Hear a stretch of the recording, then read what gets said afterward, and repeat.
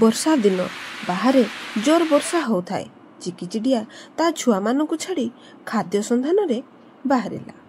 ଆଉ ଛୁଆମାନଙ୍କୁ କହିଦେଇ ଗଲା କି ଛୁଆମାନେ ତମେ ବାହାରକୁ ବାହାରିବ ନାହିଁ, ଘରେ ଖୁଦ ସରିଗଲାଣି, ମୁଁ ଶୀଘ୍ର ଫେରି ଆସିବି। ଟିକିର ଛୁଆମାନେ କହିଲେ, ହଁ ମା।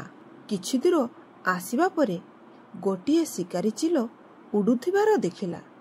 ଟିକି ତାକୁ ଦେଖି ମନେ ମନେ କହିଲା, ଆରେ ବାପରେ, ଇଏ ତ ମୋ ପଟେ ଆସୁଛି, ମୋତେ କୌଣସି ସ୍ଥାନରେ ଲୁଚିବାକୁ ହବ।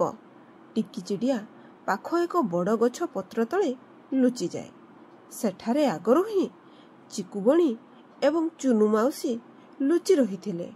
ଟିକିଚିଡ଼ିଆ ପଚାରେ, ଆରେ ଚୁନୁ ମାଉସୀ, ଆପଣ ଏଠାରେ? ଆରେ ପାଗଳ କୋଉଠିକାର, ଧୀରେ କହ, ଏକ ଶିକାରୀ ଚିଲ ଆଖପାଖରେ ବୁଲୁଛି। ଚିକୁବଣି କହେ, ହଁ, ଏଥିପାଇଁ ଏଠାରେ ଆମେ ଲୁଚି ରହିଛୁ। ଶିକାରୀ ଚିଲ ସେଠାରୁ ଚାଲିଯାଏ। ଟିକିଚିଡ଼ିଆ, ଚିକୁବଣି, ଚୁନୁ ମାଉସୀ ସେଠାରୁ ବାହାରି ଆସନ୍ତି। ଆରେ ଟିକି, ତୁ ଏକୁଟିଆ କୁଆଡ଼େ ବାହାରିଛୁ? କ'ଣ ତୋତେ ଜଣା ନାହିଁ ଶିକାରୀ ଚିଲ ଛୁଆମାନଙ୍କୁ ମାରି ଖାଉଛି? ହଁ ଚିକୁ ଭାଇ, କ'ଣ କରିବି, ସମସ୍ତ ଖାଦ୍ୟ ସରିଗଲା। ଛୁଆମାନେ ବହୁତ ଭୋକରେ, ଏଥିପାଇଁ ମୋତେ ଏ ବର୍ଷାରେ ବାହାରକୁ ଆସିବାକୁ ପଡ଼ିଲା। ଆମେ ବି ଖାଦ୍ୟ ସନ୍ଧାନରେ ବାହାରକୁ ଆସିଥିଲୁ। ଚିକୁବଣି ପଶ୍ଚିମ ପଟେ ଆଉ ମୁଁ ପୂର୍ବ ପଟେ ଯାଇଥିଲୁ। ମୋତେ କିଛି ଧାନ ମିଳିଲା, କିନ୍ତୁ ଚିକୁକୁ କିଛି ମିଳିଲା ନାହିଁ। କ'ଣ ତୁମକୁ ଖାଦ୍ୟ ମିଳିଗଲା? ଟିକିଚିଡ଼ିଆ, ନା ଚୁନୁ ମାଉସୀ, ମୁଁ ଏବେ ହିଁ ତ ବାହାରକୁ ଆସିଲି। ମୋତେ ଏବେ ଖାଦ୍ୟ ସନ୍ଧାନରେ ଯିବାକୁ ହବ। ଭଲ ହେଲା, ତୁମେ ଦୁଇଜଣ ମୋତେ ମିଳିଗଲ। ମୁଁ ଉତ୍ତର ପଟେ ଖାଦ୍ୟ ସନ୍ଧାନରେ ଯାଉଛି। ଚିକୁ ଭାଇ, ତମେ ମୋର ଗୋଟିଏ ସାହାଯ୍ୟ କରିବ? ତମେ ଘରକୁ ଯିବା ସମୟରେ ମୋ ଘର ଦେଇ ଯିବ। ଦେଖିବ ଛୁଆମାନେ ଭଲରେ ଅଛନ୍ତି କି ନା। ହଁ ଟିକିଚିଡ଼ିଆ, ତମେ ଚିନ୍ତା କର ନାହିଁ। ତମେ ଫେରିବା ପର୍ଯ୍ୟନ୍ତ ମୁଁ ଛୁଆମାନଙ୍କ ପାଖରେ ରହିବି। ତୁମକୁ ବହୁତ ବହୁତ ଧନ୍ୟବାଦ। ଚିକୁ ଭାଇ, ମୁଁ ଆସିବା ସମୟରେ ତୁମ ପାଇଁ ବି ଖାଦ୍ୟ ନେଇ ଆସିବି। ଟିକି, ତମେ ଉତ୍ତର ଦିଗକୁ ବେଶୀ ଦୂର ଯିବ ନାହିଁ, ସେଠାରେ ଶିକାରୀ ଚିଲମାନଙ୍କ ଆଡ୍ଡା ରହିଛି। ହଁ ଚିକୁ ଭାଇ, ମୁଁ ନିଜର ଧ୍ୟାନ ରଖିବି। ତାପରେ ତିନି ଜଣ ଯାକ ନିଜ ନିଜ ରାସ୍ତାରେ ଚାଲିଯାଆନ୍ତି। ଟିକି ଖାଦ୍ୟ ସନ୍ଧାନରେ ବହୁ ଦୂରକୁ ଚାଲି ଆସିଲା। ତାକୁ ଜଣାପଡ଼ିଲା ନାହିଁ ସେ ଶିକାରୀ ଚିଲ ଇଲାକାକୁ ଆସିଗଲାଣି। ଟିକି ଆଗକୁ ଯିବା ପରେ ଶିକାରୀ ଚିଲ ଟିକିଚିଡ଼ିଆର ରାସ୍ତା ରୋକିନିଏ। ଚିଲ କହେ, ଶେଷରେ ମୋତେ ଶିକାର ମିଳିଗଲା। ଛୋଟ ହଉ ପଛେ ମୋ ପେଟର ଭୋକ କିଛି ତ ମେଣ୍ଟିଯିବ। ଚିଲ ଭାଇ, ମୋତେ ଖାଇବା ପୂର୍ବରୁ ଟିକେ ଦୟା କରନ୍ତୁ। ଚିଲ କହେ, ହଁ କହ। ମୁଁ ଖାଦ୍ୟ ସନ୍ଧାନରେ ମୋ ଛୁଆମାନଙ୍କୁ ଏକୁଟିଆ ଛାଡ଼ି ଦେଇ ଆସିଛି। ସେମାନେ ବହୁତ ଭୋକରେ ଥିବେ। ମୋ ଛୁଆଙ୍କୁ ଥରେ ଖାଦ୍ୟ ଖୁଆଇ ଦେଇ ଆସେ। ମୁଁ କଥା ଦଉଛି, ମୁଁ ଆପଣଙ୍କ ପାଖକୁ ନିଶ୍ଚୟ ଫେରି ଆସିବି। ମୋତେ ସେ ପାହାଡ଼ ଉପରେ ଅପେକ୍ଷା କରିବେ। ଚିଲକୁ ଟିକିଚିଡ଼ିଆ ଉପରେ ଦୟା ଆସିଗଲା। ଆଚ୍ଛା ଆଚ୍ଛା, ହଉ, ମୁଁ ତୋ ଛୁଆମାନଙ୍କ ପାଇଁ ବୋଲି ଯିବାକୁ ଦେଉଛି, କିନ୍ତୁ ମନେ ରଖ, ଯଦି ତୁ ନ ଫେରିଛୁ, ମୁଁ ଯେମିତି ହଉ ତୋତେ ଖୋଜି ନେବି, ଆଉ ତୋ ସହିତ ତୋ ଛୁଆମାନଙ୍କୁ ବି ଖାଇଦେବି। ମୁଁ ନିଶ୍ଚୟ ଫେରି ଆସିବି। ଏହା କହି ଟିକିଚିଡ଼ିଆ ଖାଦ୍ୟ ନେଇ ତା ଘର ଆଡ଼କୁ ଉଡ଼ିଗଲା। କିଛି ଦୂର ଆସିବା ପରେ ଆଉ ଏକ ଶିକାରୀ ଚିଲ ଟିକିଚିଡ଼ିଆର ରାସ୍ତା ରୋକିନେଲା। ଲାଗୁଛି ଏହି ଏରିଆକୁ ତୁ ଭୁଲରେ ଆସିଯାଇଛୁ। ଭଲ ହେଲା, ମୋତେ ବହୁଦିନ ପରେ ଏକ ଚିଡ଼ିଆ ମାଂସ ଖାଇବାକୁ ମିଳିବ। ଆରେ ତମେ ଟିକେ ଲେଟ୍ କରିଦେଲ। ଟିକିଏ ସମୟ ପୂର୍ବରୁ ଆଉ ଏକ ଚିଲ ମୋତେ ଖାଇବ ବୋଲି ରିଜର୍ଭେସନ କରି ରଖିଛି। ସେ ବହୁତ ଭୟଙ୍କର। ମୁଁ ମୋ ଛୁଆମାନଙ୍କୁ ଖାଦ୍ୟ ଖୁଆଇ ଆସିବା ପରେ ପୁଣି ପାହାଡ଼ ଉପରକୁ ଯିବି। ସେ ମୋତେ ସେ ପାହାଡ଼ ଉପରେ ଅପେକ୍ଷା କରିଛି।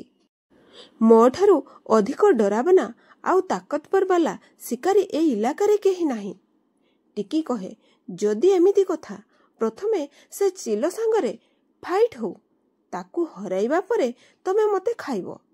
ମୁଁ ଏବେ ଯାଉଛି। ଟିକି ଚିଡ଼ିଆ ତା କଥାରେ ସେ ଚିଲକୁ ଫସାଇ ଦିଏ। ଚିଲ ସେଠାରୁ ଉଡ଼ିଯାଏ। ଟିକି ଚିଡ଼ିଆ ନିଜ ଘର ଆଡ଼କୁ ଉଡ଼ି ଆସେ। ଏପଟେ ଚିକୁବଣି ଘରକୁ ଆସିବା ପରେ ପୁଣି ଟିକି ଚିଡ଼ିଆ ଛୁଆମାନଙ୍କୁ ଦେଖିବାକୁ ବାହାରିଥାଏ। ଠିକ୍ ସେତିକି ବେଳେ ଚିକୁର ସ୍ତ୍ରୀ, କୁଆଡ଼େ ଯାଉଛ ପୁଣି?